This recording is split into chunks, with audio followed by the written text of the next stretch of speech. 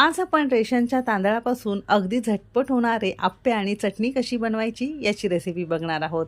म्हणजे रोज रोज नाश्त्याला काय बनवायचं, मुलांच्या डब्याला काय द्यायचं, तुम्हाला सुद्धा प्रश्न पडत असेल तर हा अगदी झटपट होणारा पदार्थ नक्की करून पहा. बाहेरून मस्त कुरकुरीत, आतून छान जाळीदार, सॉफ्ट झालेले आहेत असे हे आप्पे तुम्ही सुद्धा नक्की करून पहा. आप्प्यांबरोबर खाण्यासाठी चटणीसुद्धा मी तुमच्यासोबत शेअर केलेली आहे, म्हणून रेसिपी अगदी शेवटपर्यंत नक्की पहा. सगळ्यांना एक निवेदन आहे, तुम्हाला जर माझ्या रेसिपीज बघायला आवडत असेल तर कुकिंग तिकीट मराठी चॅनेलला सबस्क्राईब करा आणि बाजूची बेल घंटा नक्की क्लिक करा, म्हणजे प्रत्येक दिवशी येणारे रेसिपीचे नोटिफिकेशन सगळ्यात पहिल्यांदा तुमच्या मोबाईलवर येतील.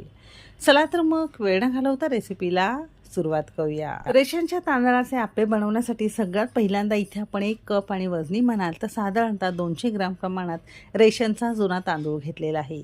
तुमच्याकडे जर रेशनचे तांदूळ नसेल तर रोजच्या वापरातला कोणताही जुना सुटसुटीत ज्याचा